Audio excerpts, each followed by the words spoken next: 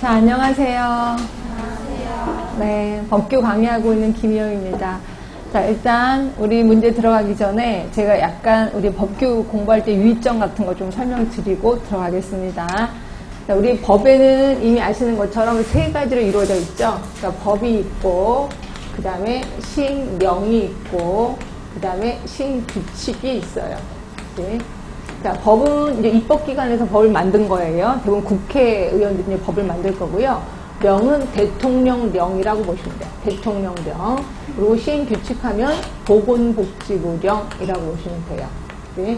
자, 그래서 항상 그 법에 뭐는 대통령령으로 한다라고 한다는 거는 시행령에 그 내용이 들어가 있다는 거고, 보건복지부령으로 한다 그러면 규칙에 그 내용이 들어가 있겠구나라고 생각하시면 돼요. 그래서 이게 크게 세 개로 있는데, 자, 그리고 혹시라도 지금 핸드폰에 그 앱이 안 깔려있는 사람은 지금 당장 깔아두셔야 돼. 앱이 이름이 국가법령정보센터라고 있습니다.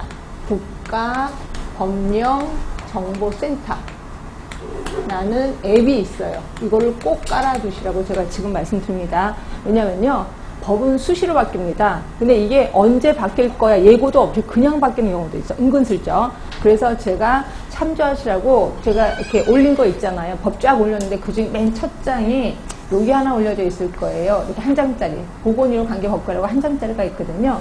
이게 제가 시행 일자를 다 써놨습니다. 법, 2017년 9월 21일, 시행령, 시행규칙 날짜를 다 써놨거든요.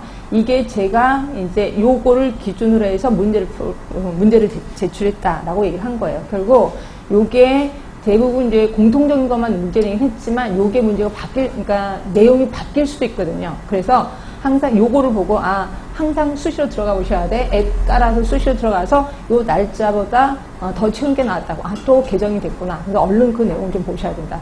물론 제가 수시로 보긴 하겠지만 혹시라도 늦으면 여러분 스스로 그렇게 해서 보시는 게 제일 좋습니다. 그래서 앱을 꼭 깔아두시는 게 좋고요. 또 우리 법을 공부하는 사람들은 그게 다 기본입니다. 그렇게 해서 하시는 게 좋고. 근데 이제 가끔가다 문제 푸시는 분들 중에 제가 이제 문제를 이렇게 여기 책을 만들었잖아요. 이걸 보고 그거에 관련된 조항을 공부하시는 분이 있어요. 거꾸로 공부하시는 겁니다. 그러니까 저는 이론을 공부하고 문제를 풀어야 되는데 문제를 보다가 요 항목이 어디지? 그래서 거꾸로 들어가시는 분이 있는데 이거 조금 위험한 발상입니다. 왜냐하면 요 문제가 그대로 문제로 나오진 않습니다. 물론 그 부분에 관련된 문제는 나오지만 똑같은 문제가 나오진 않아. 그래서 그거를 제가 뭐라고 얘기하냐면 문제를 외운다라고 표현하는데 문제를 외우시면 절대로 안 돼. 문제를 외우면 똑같은 문제가 안 나오기 때문에 그거는 합격을 내가 안 하겠다라는 소리입니다. 그래서 제발 이론하고 그냥 문제 푸시고 이런 것도 좀 기본을 해주시는 게 좋을 것 같고요. 그 다음에 우리 법이든 시행령이든 시행규칙이든 조라는 게 있고 항이라는 게 있고 그 다음에 호라는 게 있습니다. 요거 자 이거는 이제 조하면 몇 조고 그 다음에 그 밑에 동그라미 1번 요게 있어요. 이건 항이라고 합니다. 그래서 제가 1항, 2항이라고 표현할 거고요. 동그라미 1번 밑에 1, 2, 3 이런 게 있습니다. 이걸 호라고 표현해요. 그래서 항상 조항호로 되어 있다 라고 보시면 돼. 근데 이거 헷갈릴까봐 제가 그냥 동그라미 1번, 그냥 1번, 2번 보세요 이렇게 표현을 할 겁니다. 여러분들은 그냥 항호를 얘기하는구나 이렇게 알고 계시면 될 것 같고요. 그 다음에 또 법에는 기본적인 공통점이 딱 두 가지가 있는데요. 그게 뭐냐면 기본 계획이라는 게 있습니다. 기본 계획. 모든 법에 다 있습니다. 기본 계획. 자, 기본 계획은 기본이니까 누가 짜냐면 보건복지부 장관이 짜요. 자, 장관이 5년마다 기본 계획을 짭니다. 자, 기본 계획이니까 구체적인 계획은 아닐 거야. 그죠? 그냥 그냥 이렇게 포괄적인 계획이라고 생각하시면 되고요. 이 계획을 짜서 밑으로 내립니다. 자, 밑이 누구냐면 시도지사예요. 항상 서열은 이렇습니다. 자, 시도지사한테 내리면 시도지사는 이 장관의 기본 계획을 근거로 자기 시, 자기 도의 실행 계획을 짜요. 자, 이거를 매년 짭니다. 매년. 자, 그리고 이걸 또 밑으로 내립니다. 그 밑이 누구냐면 시군 구청장이에요. 자, 그럼 시군 구청장은 장관의 기본 계획, 시도지사의 실행 계획을 근거로 자기 시, 자기 군, 자기 구의 또 실행 계획을 짭니다. 이것도 역시 매년 짠다. 자, 결국 요 계획서대로 수행하는 사람은 누구냐면 요 두 사람. 시군구청장, 시도지사가 실행도 합니다. 그러니까 자기도 실행 계획 짜고 실행도 한다. 라고 보시면 되고요. 결국 위의 뜻이 밑으로 내려가는 상의 하달식의 계획서예요. 예, 모든 법에 다 있습니다. 근데 이름은 좀 다르겠죠. 그래서 제가 쭉 보다가 이건 기본 계획 같습니다 라고 하면 여러분 쭉 보면 이게 기본 계획이구나 이렇게 보시면 돼. 그런데 우리가 배우는 모두 12개의 법 중에서 딱 하나의 법만 밑에서 위로 거꾸로 올라갑니다. 그게 하의 상달식의 계획서라고 해서요. 요게 지역보건법에 의한 지역보건의료계획서가 있어요. 지역보건의료계획서만 밑에서 위로 거꾸로 올라간다라고 보시면 돼요. 그러니까 결국 얘는 시험 문제 엄청 많이 나오겠구나 라고 느끼시면 돼요. 그리고 또 나중에 또 들어갈 거고요. 하여튼 기본계획이라는 게 있다라고 보시면 되고요. 또 하나 공통점이 뭐냐면 모든 법에는 위원회가 있습니다. 위원회. 자, 위원회. 그래서 위원회는 뭐 자연인들의 모임이라고 생각하시면 돼요. 그거랑 관련된 많은, 그러니까 자연인들로 이루어진 사람을 위원회라고 하는 거고요. 모든 법에 다 있습니다. 근데 이 위원회는 뭐 위원장 한 명에, 그 다음에 위원들 몇 명에 이렇게 돼 있거든요. 요게 시험 문제 나온다니까요. 근데 저는 이것도 제가 솔직히 저도 잘 못 외워요. 근데 이게 시험 문제가 꼭 한 문제씩은 쭉 나옵니다. 어느 법의 위원회인지는 모르겠지만 꼭 나오거든요. 그래서 이 위원회에 대해서 제가 정리를 한 게 오늘 나눠드릴 유의물일 겁니다. 자, 오늘 나눠드릴 유의물을 보시면, 자, 주요 위원회 내용 요약을 해서 이걸 했는데, 이거는 그냥 갖고 다니시면서 아니면 뭐 핸드폰으로 찍으셔갖고 수시로 좀 외워주세요. 물론 제일 중요한 게 의료법일 겁니다. 의료법이나 뭐 감염병 예방 관리에 관한 거, 이게 공부하시다 보면 어떤 부분이 중요한지는 좀 아실 거예요. 그런 거에 대해서는 위원회, 위원, 그 다음에 뭐 부위원장 이런 거, 또 임기 이런 걸 외워두실 수밖에 없습니다. 이거는 제가 따로 설명은 안 드립니다. 일단 요약 정리했으니까 요거 갖고 수시로 공부해야 되겠구나 라고 보시면 될 것 같고요. 자, 그리고 우리 책을 잠깐만 보세요. 책을 보시는 것보다 이걸 보는 게 낫겠다. 이 한 장짜리 이걸 좀 잠깐 보실래요? 이걸 보시면 제가 모두 20개의 법을 한 분이 법을 다 올려달라고 해서 할 수 없이 다 정리해서 올려드린 겁니다. 예전에 조금씩 올려드렸다가, 자 보시면 1번부터 11번까지, 그러니까 의료법부터 그 다음에 보건의료기본법, 응급의료에 관한 기본법, 그 다음에 마약류 관리에 관한 법 11번까지는 제가 문제, 우리 책에도 있을 겁니다. 문제 다 있고, 이거는 이제 제가 일일이 이론도 하고, 문제도 다 일일이 풀어드릴 거고요. 그쵸? 자, 그리고 12번 학교보건법, 13번 모자보건법, 14번의 결핵예방법, 15번의 노인장요양보건법. 얘네는 한 문제씩 나왔습니다. 한 문제씩. 그쵸? 그래서 매번 나오는 것도 아니고 한 번 띵 나오고 그냥 말아버리고 이러거든요. 그래서 이럴 경우에는 제가 이렇게 제가 따로 강의는 하지 않을 겁니다. 강의는 하진 않는데 혹시라도 시간이 남으면 제가 중요한 부분만 몇 개 좀 얘기를 해드릴게요. 그런데 이 중에서 노인장 요양보험과 같은 경우는 우리 공중보건에서 좀 중요하기 때문에 제가 요거는 좀 하겠습니다. 요거는 문제 없이 그냥 이론만 쭉 설명을 좀 드릴 것 같고요. 그 다음에 16번의 의료기사 등에 관한 법률은 당연히 문제 자주 나오니까 얘는 문제집에도 있을 겁니다. 그렇게 사실 거고. 그 다음에 17번의 정신건강증진. 요게 이제 요번에 아예 그 제목까지 많이, 예전에 정신보건법이었다가 이렇게 길어졌거든요. 요거 있고. 그 다음에 공공보건의료에 관한 법률도 예전에 한 문제 딱 나왔고, 식품위생법도 한 문제 딱 나왔고, 약사법이야말로 예전에 나왔다가 요새는 아예 안 나오거든요. 그러다가 또 혹시 나올까봐 일단은 여기다 제시는 합니다. 근데 제가 이거는 강의는 하진 않을 겁니다. 그래서 일단 20개의 법을 다 올렸기 때문에 제가 강의 안 한 부분은 여러분들이 따로 좀 공부하시는 게 좋을 것 같아요. 이렇게 하시면 되고. 자, 그러면 제가 12개의 법을 가르쳐 드릴 건데, 자, 이거는 알고 계셔야 돼. 12개의 법을 제가 가르쳐 드린 걸 완벽하게 외웠어.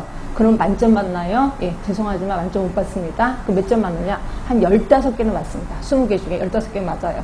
근데 그럼 나머지 5개는 뭐냐? 전혀 말도 안 되는 구석에 처박혀 있는 문제가 나오거나 또는 생각지도 않은 엉뚱한 법에 있는 내용이 나오기도 합니다. 그래서 20개를 다 맞는다는 건 말도 안 되는 얘기고요. 그래서 15개만 아니라도 우리 일단 맞아주자라는 것 때문에 제가 요 이론을 하는 겁니다. 자, 그러다 보니까 그래서 이제 법을 공부할 때 제가 이제 강의하다가 주로 얘기할 건데, 법은 이런 식으로 공부를 하라는 거예요. 무조건 암기는 아니라는 거죠. 그래서 이런 식으로 공부를 하다 보면 다른 법을 볼 때도 이런 방식으로 공부하면 되겠구나라고 해서 제가 공부하는 방법을 가르쳐 드리는 거다라고 보시면 돼요. 그렇죠? 그래서 제가 부탁드리는 거는 수시로 앱을 깔아서 수시로 들여다봐라. 그렇죠? 그리고 제가 안 가르쳐 드린 내용에 대해서도 좀 공부를 해야 된다. 그렇지? 그렇지 않으면 제가 어떻게 할 수가 없습니다. 시간이 한정되어 있기 때문에. 자, 그리고 우리가 이제 하루 3시간을 공부할 건데, 일단 첫 번째 시간은 이론만 쭉 들어갈 겁니다. 그리고 쉬는 시간 동안에 저는 쉬지만 여러분들은 그 이론에 해당되는 문제를 한번 풀어보세요. 그래서 문제를 풀어보시고 그다음에 두 번째 처음 시작할 때는 문제 다 풀고 그 다음에 또 이론하고 그 다음에 또 쉬고 그 다음에 또 문제 풀고 이론하고 이런 식으로 하겠습니다. 그래서 자 그러면 다 뽑아 오셨을 테니까 자, 의료법부터 들어가겠습니다. 일단 이론부터 들어가겠습니다. 만약에 안 뽑아 오신 분도 계세요? 안 뽑아 오신 분? 예, 안 뽑아 오신 분은 그 앱 깔아서 의료법 열어주세요. 그래서 그래갖고 핸드폰으로 하시든지 어떻게 할 수가 없습니다. 너무 양이 많아서 이거를 뽑아드릴 수가 없어서 그래서 앱을 까서 의료법 맨 처음에 들어가시는데 자 목적 볼게요. 목적입니다. 자 항상 모든 법의 목적은 시험 문제가 나오긴 나오는데 잘 나오진 않아요. 그래서 이거에 대해서 시간적 투자하기는 좀 그렇고 그렇지만 의료법의 목적은 좀 신경 쓰시는 게 좋아요. 의료법의 목적. 자, 이 법은 모든 국민이 수준 높은 의료 혜택을 받을 수 있도록 국민의료에 필요한 사항을 규정한 거래. 아, 모든 국민이 수준 높은 의료 혜택을 받을 수 있도록이야. 그래서 이 법을 만들었구나. 자, 의료인 들어갑니다. 자, 우리 의료법에 따른 의료인이 있고요. 의료인. 그 다음에 나중에 우리 보건의료 기본법에서 배울 보건의료인이라고 있어요. 보건의료. 이 두 개 좀 구분하시는 게 좋아. 자, 얘는 의료인은 의료법에 따른 의료인이에요. 자, 보건의료인은 보건의료 기본법에 게시되어 있습니다. 보건의료 기본법. 그러면 지금 뵐 건 의료법에 따른 의료인이에요. 모두 5사람입니다. 자, 누굴까요? 이건 기본입니다. 의사, 또 치과의사, 또 한의사, 그 다음이 조산사, 그 다음에 간호사. 이 5사람은 모두 의료인이라고 하시면 되고요. 자, 요분들은 물론 당연히 국가시험을 봅니다. 국가시험을 보면 누가 뭐를 줄까요? 보건복지부 장관이 면허를 줄까요? 자격을 줄까요? 면허를 줍니다. 이 정도는 기본으로 알아두셔야 돼. 자, 그런데 비해서 보건의료기본법에 따른 보건의료인은 자, 이 사람 플러스, 요 5사람 플러스 약사도 들어가고 간호조무사도 들어가고 다 들어갑니다. 훨씬 폭이 넓습니다. 그리고 보건의료인은 보건복지부 장관이 면허를 주는 경우도 있고 그다음에 시도지사가 자격을 주는 경우도 있고 하여튼 또는 보건복지부 장관이 또 자격을 주는 경우도 있고 훨씬 폭이 넓은 게 보건의료인. 나중에 배우겠습니다. 일단 여기서는 의료인만 기억하시면 돼요. 의료인은 5사람이고 보건복지부 장관의 면허를 받는 사람 외워두시면 되고요. 그리고 이 5사람이 하는 일이 있을 거 아니에요. 의사가 하는 일, 치과의사가 하는 일, 이게 있을 겁니다. 이것도 좀 알아두셔야 되겠죠. 자, 볼게요. 자, 법은 2조입니다. 자, 1번 보시면 의료인이란 장관의 면허를 받은 의사, 치과의사, 한의사, 조산사, 간호사 5사람 얘기를 했고요. 자, 이 사람들의 의무입니다. 자, 동그라미 2번 밑에 1번 있죠. 의사는 의료와 보건지도를. 자, 2번 치과의사는 치과자만 들어가면 될 것 같아. 치과의료와 구강보건지도를. 자, 3번째입니다. 한의사는 한방자만 들어가면 되죠. 한방의료와 한방보건지도를. 여기까지 쉬울 겁니다. 자, 4번 조산사. 시험 문제 그렇게 자주 나오지는 않거든요. 근데 보시면 조산, 그리고 인부, 그 다음에 해산부, 애기 낳은 사람이겠지. 그다음에 산욕부, 그리고 신생아에 대한 보험과 양호주를 의무로 합니다. 아, 신생아가 들어가는구나. 유자에서 알고 계시면 될 것 같고요. 자, 문제는 간호사가 많이 바뀌었어요. 그러니까 간호사가 시험 문제가 나올 확률도 있겠구나. 자, 간호사는 가번부터 라번까지입니다. 환자의 간호 요구에 대한 관찰, 자료 수집, 간호 판단, 요양을 위한 간호. 그리고 나번에 자, 이분들 진료 보조하죠. 의사, 치과의사, 한의사의 지도하에 진료 보조합니다. 그 다음에 다번에 보시면 옆으로 쭉 가시면 대통령으로 정하는 보건활동해요. 그럼 대통령령이니까 시행령을 얘기하겠구나 라고 보시면 되고 바로 밑에 시행령이 있을 겁니다. 자, 앱으로 보시는 분은 어떻게 할 수가 없다. 이거 시행령. 자, 시행령 보시면 간호사의 보건활동으로 해서 1번 자, 보건진료 전담 공무원으로서의 보건활동. 자, 보건진료 전담 공무원 우리 간호사 하는 건 아실 겁니다. 농투법에 얘기하고 있고요. 2번에 보시면 모자보건법에 따른 모자보건 가족계 활동. 여러분들 혹시 보건소 한 번이라도 가보셨죠? 보건소에 가시면 임산부 배려방이 있고 그 다음에 주사 놓는 데 알고 계시죠? 네, 거기 있는 분이 간호사세요. 왜? 이런 역할을 하기 때문에 모자보건요원 또는 가족계획 활동 다 하고 계시거든요. 자, 세 번째 보시면 결핵 예방법 때는 보건활동. 보건소에 가면 결핵실이 있는 것도 아시죠? 그 결핵실에 있는 사람도 간호사입니다. 요것 때문에 그렇습니다. 그리고 네 번째, 그 밖의 법령에 따른 간호사의 보건활동으로 정한 업무. 하여튼 요게 대통령으로 정한 보건활동이에요. 다시 위로 올라가세요. 자, 라번에 보시면 간호조무사가 수행하는 일이 이제 80조에 나올 거거든요. 하여튼 간호조무사의 업무 보조에 대한 지도도 하고 있습니다. 아, 간호조무사를 지도하는 사람이 간호사구나. 이렇게 해서 하여튼 요거 시험 문제 좀 나올 법 하니까 개정된 지 얼마 안 돼서 좀 신경 써 주시면 되고요. 그래서 우리 의료인 5살은 끝났고 의료인의 업무도 기능도 좀 기억해라 라고 얘기를 했습니다. 자, 그 다음에 이제 의료기관 할게요. 자, 의료법에 따른 의료기관이 있고요. 그 다음에 보건의료기본법에 따른 보건의료기관이 있을 거예요. 이건 우리 나중에 또 배울 겁니다. 자, 요 의료기관은 의료법에 의한 거야. 그래서 이제 좀 이따 배울 거고요.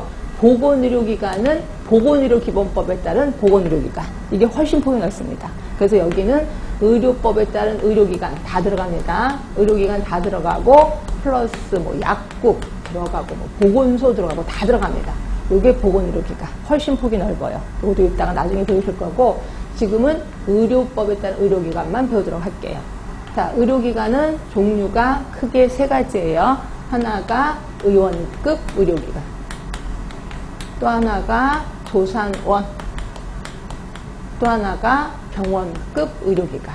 그래서 크게 3개가 있어요. 자, 의원급 의료기관은 또 다시 3개가 있는 건 아시죠? 일단 의원급 의료기관은 외래 환자일까요? 입원 환자일까요? 외래 환자. 예, 외래 환자를 진료할 목적으로 만들어진 의료기관이에요. 자, 종류는 의원, 또 한의원, 또 치과의원 3개가 있습니다. 자, 조산원은 말 그대로 조산원 아실 겁니다. 그래서 설명 없이 그냥 들어가고 병원급은 자, 외래 환자, 입원 환자예요. 입원 환자죠. 입원 환자를 치료할 목적으로 만들어진 의료기관. 그리고 병원급에는 모두 5개가 있습니다. 5개 뭐가 있냐면 병원, 또 하나가 한방병원, 또 하나가 치과병원, 그리고 요양병원 있습니다. 요양병원, 그리고 종합병원까지 모두 5개예요. 결국 의료법에서 제시하고 있는 의료기관은 모두 몇 종류다? 9종류다. 그치? 의원급 3개, 조산원, 병원급 5개. 그래서 모두 9개다. 라고 보시면 되고요. 이 중에서 요양병원 안에는 다시 2가지가 들어가 있습니다. 2가지가 뭐냐면 정신병원, 또 하나가 의료재활시설. 외워두셔야 돼. 의료재활시설. 이게 요양병원이 뭐예요? 제가 꼭 나중에 물어보면 정신병원까지는 얘기는 해요. 근데 그 의료재활, 뭐던데 이렇게 얘기를 하는데 정확히 외우셔야 돼. 의료재활시설, 또 정신병원. 이렇게 해서 알아두시면 될 것 같고요. 자, 그러면 병원은 우리 병원, 이 중에서 병원이요. 병원, 한방병원, 치과병원, 요양병원은 모두 몇 병상 이상이어야 된다? 30병상. 30병상 이상이어야 되는데 이 중에서 굳이 30병상이 아니어도 되는 거 뭘까요? 예. 치과는 굳이 30병상이 아니어도 된다. 그치? 자, 그런데 비해서 종합병원은 몇 병상 이상? 예, 100병상 이상은 돼야 돼. 100병상 이상은 되는데 종합병원을 또 다시 둘로 나눠 놨지요. 자, 100병상에서 300병상까지 필수 진료 과목 몇 과목? 7개입니다. 필수 진료 과목 7개 있어야 돼요. 그리고 300개를 초과한 거, 그러니까 301개부터입니다. 301개부터는 필수 진료 과목 9개 있어야 돼요. 그럼 얘네 둘 차이 2개 있지요. 2개가 뭐예요? 2개가 치과 그리고 정신건강의학과. 이것도 외워두세요. 정신건강의학과. 자, 이렇게 필수 진료 과목 7개면 거기에 전속하는 전문의도 있어야 됩니다. 그리고 7개가 아니면 전속하지 않은 전문의를 둬도 된다. 얘기하고, 그 다음에 9개도 역시 마찬가지야. 여기에 전속하는 전문의 있어야 돼요. 근데 9개가 아닌 다른 과는 전속하지 않은 전문의가 있어도 된다. 라고 보시면 돼서 요 정도까지는 머릿속에 좀 기억해 주시는 게 좋을 것 같고요. 그 다음에 요거는 이제 나중에 배우긴 할 건데 지금 알려드릴게. 자, 병원, 그러니까 의원하고 의원급입니다. 의원급하고 조산원을 내가 개설할 거예요. 또는 내가 병원급, 이때는 종합병원도 해당이 됩니다. 병원급을 개설할 거예요. 그럼 누구한테 신고, 누구한테 허가받는지 이것도 기본으로 외워두셔야 돼. 자, 의원급 조산원 하면 개설하려고 해. 누구한테? 시, 군, 구청장에게 신고를 하면 됩니다. 자, 병원급은요? 병원급은 시도지사의 허가를 받으면 돼요. 자, 이런 건 상식처럼 알아두셔야 돼. 근데 내가 이전할 거야. 이사 가고 싶어요. 이전. 자, 이전할 겁니다. 이전하려고 해도 똑같습니다. 시군 구청장에게 신고, 그리고 시도지사에게 허가. 똑같습니다. 자, 그런데 내가 폐업할 거예요. 폐업. 자, 문 닫고 싶어요. 어떻게 할까요? 두 개 다 시군 구청장에게 신고만 하면 됩니다. 이제 폐업하고 싶으면. 자, 그런데 내가 의원을 차렸어요. 의원을 차려서 막 이렇게 의료행위를 했었거든. 근데 내가 나쁜 짓을 저지른 거예요. 나쁜 짓을 저지르면 이제 병원문을 닫게 합니다. 자, 그러면 특히 병원급 같은 경우는 병원문을 닫게 하려면 어떻게 되냐면 허가를 취소하면 돼요. 왜? 허가해줬었잖아. 그 허가를 취소하면 병원문을 닫게 되는 겁니다. 자, 그러면 의원급은요? 의원급이든 조사하는지 어떻게 해야 돼? 신고를 취소해? 이런 말은 없거든요. 이럴 때는 어떻게 하냐면 폐쇄를 명령한다라고 표현합니다. 폐쇄 명령. 그러니까 여기서 쓰는 단어들을 신경 쓰셔야 돼. 그래서 병원급은 나쁜 일을 하면 허가 취소. 그러나 혹시 폐쇄 명령이라는 얘기 나오면 의원급이나 조산원을 얘기하는구나. 이 정도까지 알아두시면 돼. 결국 병원이든 의원이든 시군, 구청장, 시도지사 이런 거였거든요. 그런데 보건복지부 장관이 지정하는 의료기관도 있어요. 자, 보건복지부 장관이 지정한다는 건 되게 큰 병원이겠구나라고 생각하시면 돼. 이제부터 보건복지부 장관이 지정하는 의료기관에 대해서 하겠습니다. 자, 보건복지부 장관이 지정하는 의료기관 두 개 있습니다. 하나가 상급종합병원. 들어는 보셨을 거예요. 상급종합병원. 또 하나가 전문병원이라고 있습니다. 이 두 개는 보건복지부 장관이 지정하고 있어요. 자, 상급종합병원 하면은, 자, 필수진료 과목 몇 과목? 아까 7개, 9개였거든요. 얘는 필수진료 과목이 20개, 20개. 엄청 큽니다. 그래서 상급종합병원인지 20개의 필수진료 과목을 갖고 있고요. 그리고, 중증질환에 대해서 난이도가 높은 의료행위를 하는 곳, 이게 상급종합병원이에요. 그래서 중증질환, 난이도 이런 것도 외워두시는 게 좋고, 그런데 비해서 물론 상급종합병원이니까 종합병원 중에서 선택을 하겠구나 이것도 느끼실 거고, 그런데 비해서 전문병원은 병원급 중에서 선택을 하는 겁니다. 병원급 중에서 요거는 특정 질환에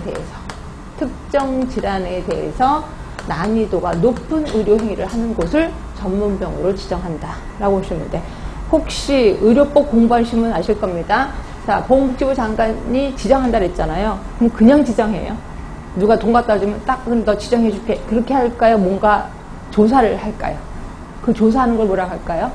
인증이라고 하는 거죠. 그렇죠? 그래서 의료기관 인증에 대해서 우리 나중에 배우실 겁니다. 시험에 당연히 많이 나오는. 인증 결과 인증으로 나오면 이렇게 지정해 준다라고 보시면 될 것 같아요. 그치? 자, 여기까지 줄쳐 볼게요. 자, 3족 의료기관입니다. 자, 이 법은 의료기관이란 의료인이 공중 또는 특정 다수를 위해서 의료조사내업을 행하는 것. 이거 외워둡시다. 의료기관이라는 거는 의료조사내업을 행하는 곳이야. 근데 슬쩍 문제에 의료교육의 업, 의료보건의 업, 그러면 다 헷갈려요. 의료조사내업이야. 결국 조산원까지 의료기관에 속한다는 거죠. 조산원까지. 자, 2번 의료기관의 종류입니다. 자, 1번 그 밑에 보시면 의용급 의료기관. 의사, 치과의사, 한의사가 주로 외래 환자를 대상으로 그 의료행위를 하는 곳이라고 했으면서 종류는 3개, 의원, 치과의원, 한의원 이 말씀드렸고, 자, 조산원은 자, 조산사가 조산, 인부, 해산부, 산육부, 신생아를 대상으로 보건활동과 교육활동을 하는 의료기관. 그렇겠구나. 자, 병원급입니다. 자, 의사, 치과의사, 한의사가 주로 입원 환자를 대상으로 의료행위를 하는 곳.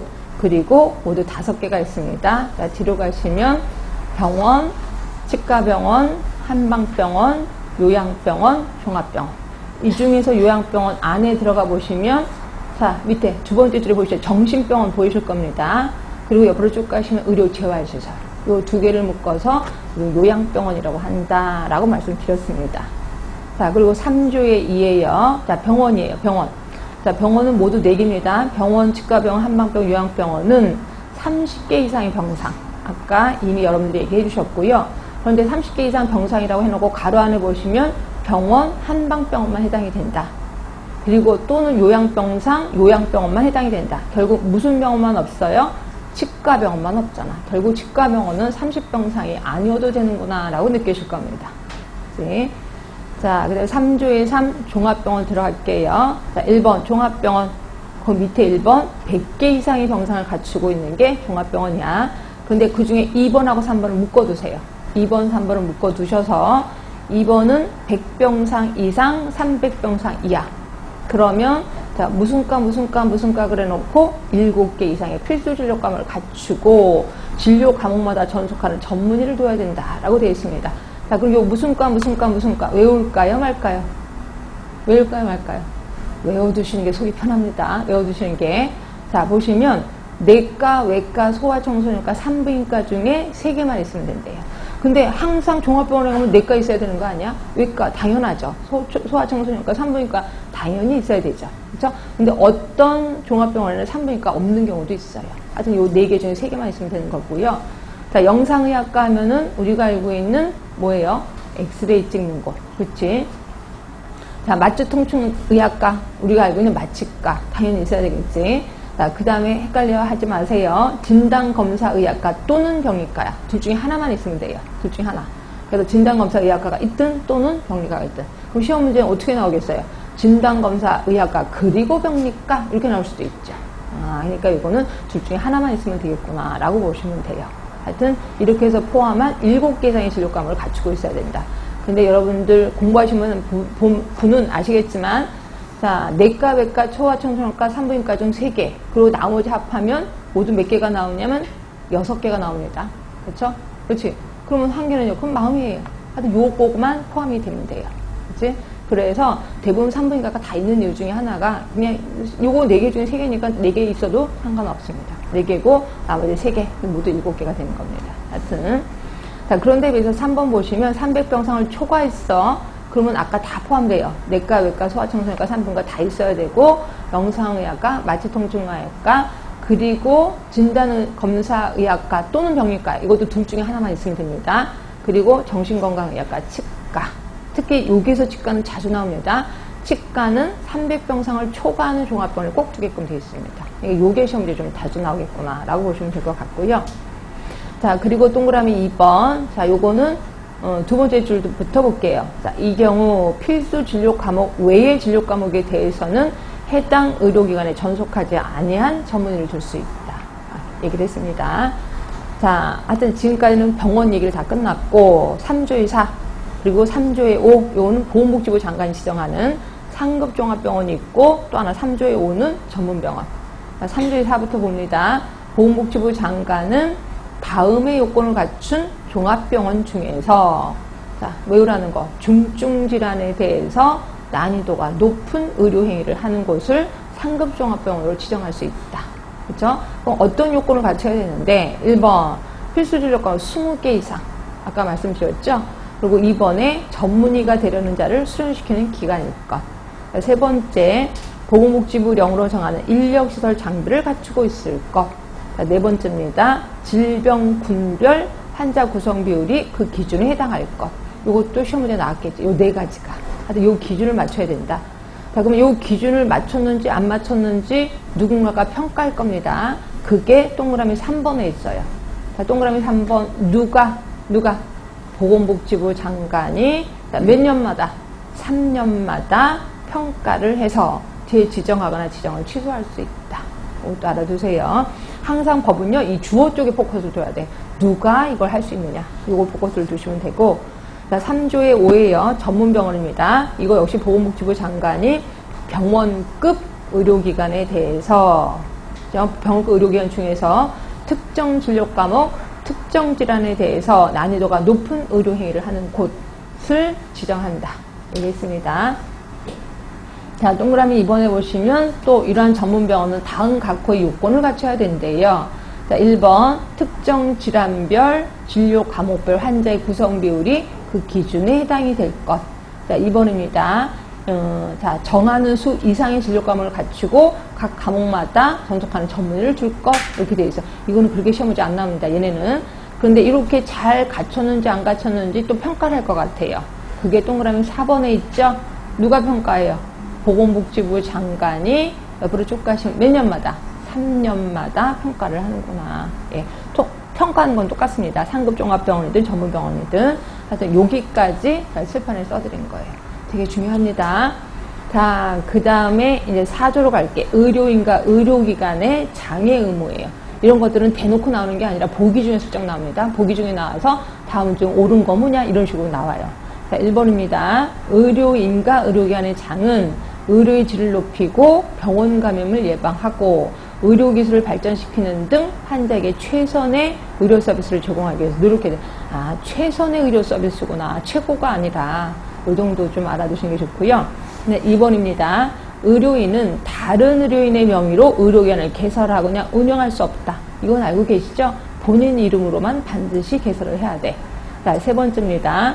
의료기관의 장은 옆으로 쭉 가시면 환자의 권리 등 보건복지부령으로 정하는 사항을 환자가 쉽게 볼 수 있도록 의료기관 내에 게시하여야 한다.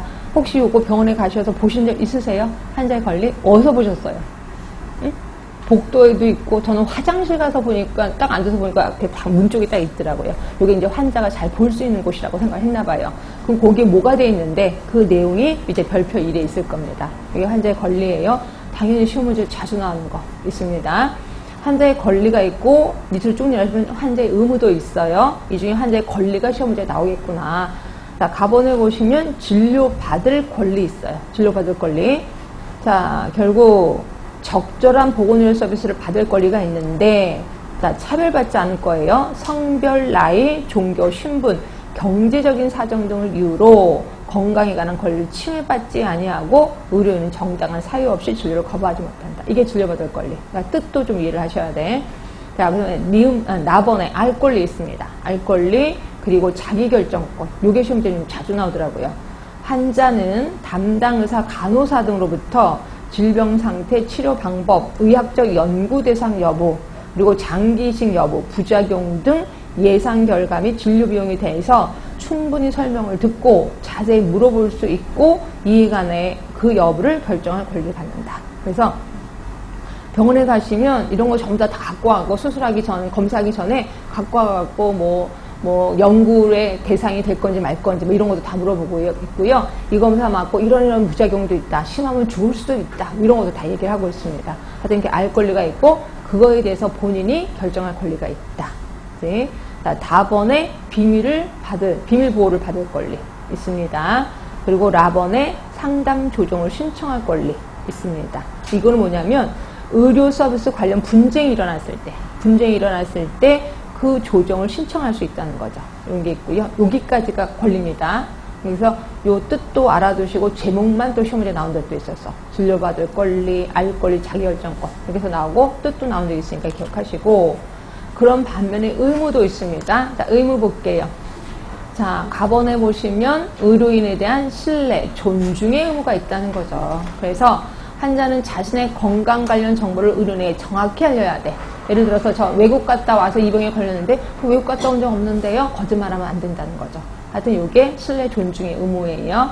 그리고 나번에 보시면 부정한 방법으로 진료를 받지 않을 의무가 있다는 거죠. 결국 환자는 진료 전에 본인의 신분을 정확히 밝혀야 돼. 그러니까 내 이름은 뭐고 나는 어떻게 된다. 정확히 밝혀야 되고 결국 다른 사람의 명의로 진료를 받으면 안 된다. 라고 보시면 돼. 그럼 이런 사람 있어요? 다른 사람 명의로 진료받는 사람 있어요? 없어요?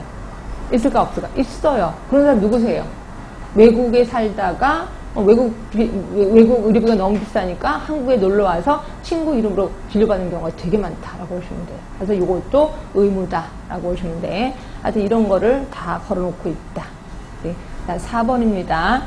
자, 4번, 5번, 6번. 요것도 대놓고 나오진 않아. 보기 중에 슬쩍 나올 겁니다. 자, 일단 4번. 의료인은 발급받은 면허증을 다른 사람에게 빌려줘서는 아니 됩니다. 당연하겠지. 자, 5번입니다. 의료기관의 장은 환자 보호자가 의료행위를 하는 사람의 신분을 알 수 있도록. 특히 5번은 요번에 바뀐 겁니다. 요번에. 이거 좀 기억하셔야 돼. 자, 의료행위를 하는 사람의 신분을 알 수 있도록 의료인. 자, 밑에 의료행위를 하는 학생. 그리고 간호조무사. 그리고 밑에 의료기사에게 옆으로 가시면 명찰을 달도록 지시 감독해야 된다. 그래서 실습 학생들도 명찰 달고 있는 건 아실 겁니다. 다 명찰 달아야 돼. 물론 명찰을 달 수 없는 곳도 있습니다. 그곳이 어디냐면 밑에 있죠. 다만 응급의료 상황이야. 수술실 내야. 수술실에 명찰 달고 들어가면 이게 또 안 되거든요. 오염되거든요. 이거 의료행위를 하지 아니할 때 그리고 대통령으로 정하는 경우에는 명찰을 달지 아니할 수도 있다. 이게 됐습니다. 자, 대통령으로 정하는 하니까 뭐가 되겠어? 대통령령이니까 시행령이 되겠죠. 자, 그게 어디냐면 밑으로 쭉 내려가시면 동그라미 3번에 있을 거예요. 자, 시행령의 동그라미 3번. 밑에 두꺼운 글씨로 되어 있는 거 보실 겁니다. 자, 어디냐면 격리병실이요. 격리병실에는 명찰 달고 들어가면 안 돼요. 2번에 무균치료실. 그리고 3번에 보시면 1호, 2호와 유사한 시설로서 또 장관이 인정해서 고시하는 시설은 달고 들어가지 않을 수 있다. 결국 명찰을 달아야 된다. 요게 문제가 나오진 않겠지. 명찰을 달지 않아도 되는 경우가 어디냐? 요게 좀 시험에 나올 수가 있습니다. 그러니까 그걸 좀 신경 써주시고 다시 올라가세요. 6번으로 갑니다. 동그라미 6번. 요거는 그것 때문에 생긴 거죠. 예전에 어떤 의원이 주사기 하나 갖고 7년을 썼다면서요. 그것 때문에 이거 만들어진 게 6번 문구입니다. 자, 의료인은 일회용 주사 의료용품 어디 갔어? 용품의 어디 갔어? 맞죠? 용품을 세 번째 줄이네. 용품을 한 번 사용한 후 다시 사용해서는 아니 된다. 라고 보시면 돼. 이거 계속해서 사용하면 무슨 감염 걸린다 그랬죠? C형 감염 걸리잖아요. 그래서 그것 때문에 해서는 아니 된다. 라고 되어 있습니다. 하여튼 법에 이런 게 좀 나와 있으니까 기억하시고. 자, 그래서 결국 아까 말한 4조는 대놓고 시험 문제에 나온다라기보다는 보기 중에 슬쩍슬쩍 나올 확률이 많다. 그리고 명찰 같은 것도 문제가 나올 수도 있다. 이렇게 됐습니다. 자, 그 다음에 4조의 2, 이것도 새로 나온 거 아시죠? 간호간병통합서비스. 이건 들어는 보셨죠? 간호간병통합서비스. 혹시 이거 서비스 받으신 분 얘기 들어보셨어요? 편하대요? 편하지 않대요? 응? 몰라요? 되게 편하대요. 다 해주잖아요. 그리고 또 보호자 안 와도 되잖아요. 근데 요게 딱 며칠까지밖에 안 됩니다. 며칠만 딱 하고 그 다음엔 안 돼요. 그러니까 맨 처음에 입원했을 때 초기에만 간호감염 통합 서비스고 어느 정도 이제 몸이 제자리에 돌아오면 이제 그거 해지가 되는 거예요. 이러다 보니까 사람들이 그걸 딱 끝날 때쯤 다시 퇴원하고 또 다시 입원하고 막 이런다면서요. 계속 쳇바퀴 돌듯이. 그래서 그때 그러는데 말이 많긴 하는데 아직 어떻게 해서든 시작은 했긴 했습니다. 하여튼 간호감염 통합 서비스. 근데 요게 본인 부담금이 그렇게 많지는 않아요. 그래서 요걸 하는 게 차라리 좋겠다라는 얘기를 많이 하시더라고요. 자, 봅시다. 간호간병통합 서비스란 자, 입원 환자를 대상으로 보호자 등이 상주하지 아니하고 간호사, 자, 그 다음에 간호조무사, 그리고 간병지원 인력에 의해서 포괄적으로 제공되는 입원 서비스.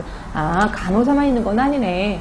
간호사, 간호조무사, 간병지원 인력. 포괄적으로 제공하는 입원 서비스를 얘기하는 거고요. 자, 동그라미 2번입니다. 자, 병원급 의료기관은 간호간병 통합 서비스를 제공할 수 있도록 노력하여야 한다야. 노력하기만 하면 되는구나. 반드시 할 필요는 없구나. 이렇게 생각하시면 되고요. 근데 반드시 해야 되는 곳이 있습니다. 거기가 어디냐면 동그라미 4번이죠.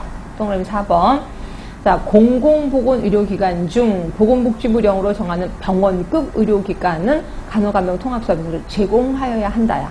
그러니까 결국 국가에서 하는 병원은 이걸 반드시 해야 돼요. 그렇죠? 그래서 해야 한다라고 돼 있고 나머지 병원은 그냥 노력만 해도 된다라고 보시면 돼. 자, 동그라미 5번이에요. 간호간병 통합 서비스 제공 기관은 보호자 등의 입원실 내 상주를 제한하고 환자 병문안에 관한 기준을 마련하는 등 안전관리를 위해서 노력해야 된다. 그렇겠구나 라고 보시면 되고요. 하여튼 간호간병 통합 서비스는 한 번쯤 시험 문제 나올 거가 있다라는 생각이 좀 드셔야 돼. 자, 그 다음에 이제 면허 얘기를 좀 하도록 하겠습니다. 자, 우리 의료인 다시 한번 얘기해 주세요. 의료인의 종류 모두 몇 사람? 5사람. 근데 이 중에서 따로따로 구분해서 할 겁니다. 자, 의사, 또 한의사, 또 치과의사 있습니다. 자, 그리고 조산사, 그 다음이 간호사. 다 사자로 끝납니다. 간호사. 자, 이분들은 의대를 졸업하고 한의대 졸업하고 치과의대 졸업하면 그리고 시험 볼 수 있을 겁니다. 그러니까 학교를 졸업하고 그리고 국시를 보고 국시에 합격을 하면 그 다음에 면허를 줄 겁니다. 이건 알고 계시죠? 그치? 자, 그런데 내가 외국의 의사예요. 내가 외국의 미국의 한의사 면허를 갖고 있어요. 이런 사람 우리나라에 오면 의사 할 수 있어요? 한의사 할 수 있어요? 못하죠. 다시 시험 봐야 되는 거 아시죠? 그치? 그러니까 외국에 졸업한 사람 아니야. 외국의 면허를 갖고 있는 사람이야. 그러니까 외국의 면허를 갖고 있는 사람은 우리나라에 와서 시험을 2가지 봅니다. 하나는 예비시험을 봐요. 예비시험은 다시 1차가 있고 2차가 있습니다. 요 2개 시험을 다 통과를 해야 돼. 그리고 나면 그 다음에 국시를 보게끔 돼 있어. 그리고 나서 합격을 하면 그 다음에 면허를 준다 라고 보시면 되고요. 이게 많이 헷갈려 해요. 외국의 의과대학을 졸업한 후 이런 건 없어. 외국의 면허를 따야 돼. 외국의 의사 면허를 따고 예비시험 보고. 예비시험이 뭐래요? 예비시험이 들어보셨어요? 이게 그냥 한국말이에요. 한국말. 한국말을 할 수 있느냐 못하느냐 이건데 되게 어려워서요. 한국 사람이 시험 봐도 떨어진다면서요. 그렇죠? 그래서 예비시험만 해도 몇 번 떨어지는 사람이 있대요. 그래서 그것 때문에 예비시험이 한 번 딱 붙으면 그 다음부터 예비시험은 생략을 합니다. 그럼 이제 국시만 보면 된다라고 보시면 되고요.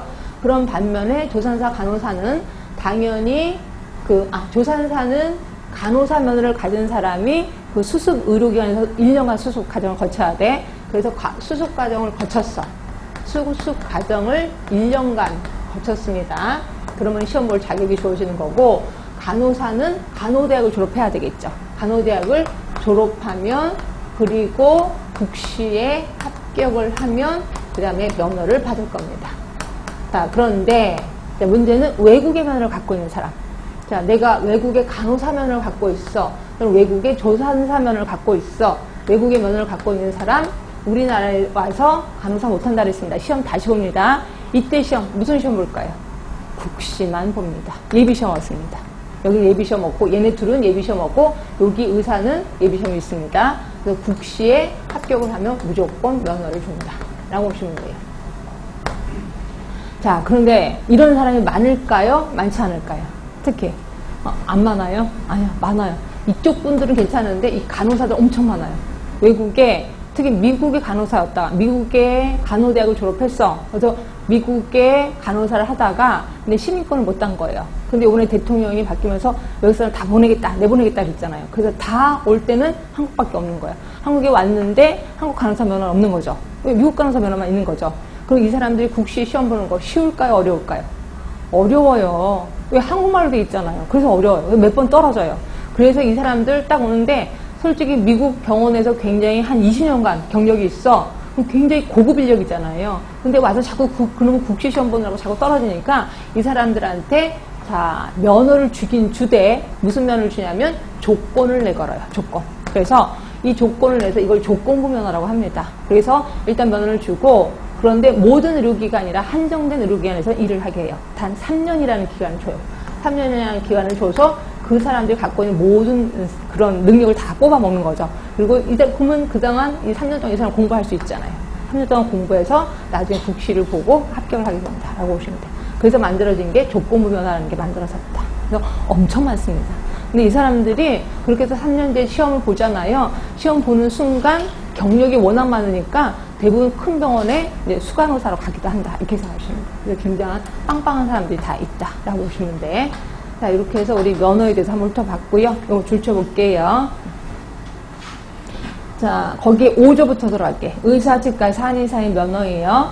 자, 의사, 치과의사, 한의사가 되려는 자는 다음 각호 어느 하나에 해당하는 자격을 가진 자로서 자, 반드시 의사, 치과의사, 한의사의 국가시험에 합격한 후 장관의 면허를 받아야 된다.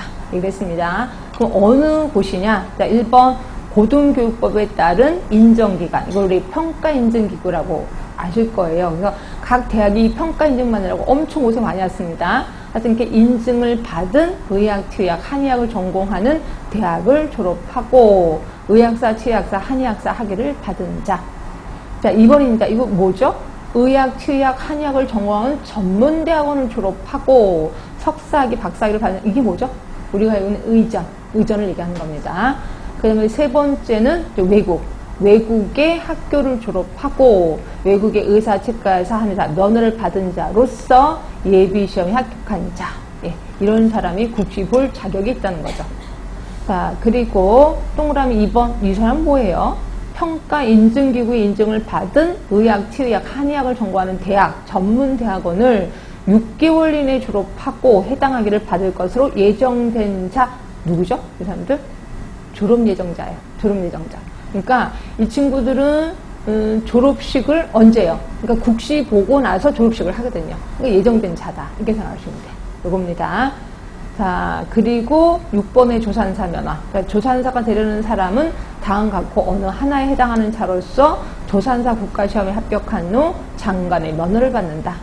자, 아까 1년간 조산 수습 과정이라고 얘기를 했습니다. 1년 있고 2번에 외국의 조산사 면허를 받은 자도 이거 보세요. 예비시험 없잖아. 예비시험 없이 바로 국시를 볼 수 있다 라고 보시면 될 것 같고요. 자, 그러면 조산 수습 과정 거기 어디냐? 네, 시행규칙 3조입니다. 조산 수습 의료기관 수습생 정원. 여기서는 자 보시면 두 번째 줄 산부인과 수련병원, 소아청소년과 수련병원으로서 외웁시다. 월평균 분만 건수 100건 이상이 되는 의료기관. 무조건 외우셔야 돼. 월평균 분만 건수 100건 이상이 되는 의료기관이어야 된다. 자, 그런데 동그라미 2번 넘어가시고 동그라미 3번이요. 요때 수습생의 정원수는 월평균 분만 건수의 몇 분의 몇? 10분의 1. 무조건 외우셔야 돼. 숫자는 무조건 외우셔야 돼. 월평균 100건이고 이때 수습생 정원수는 10분의 1이라고 보시면 됩니다. 그래서 여기까지 일단 조금만 쉬었다가 마저 들어가도록 하겠습니다. 그동안에 문제 좀 풀고 계세요. 쉬시면서.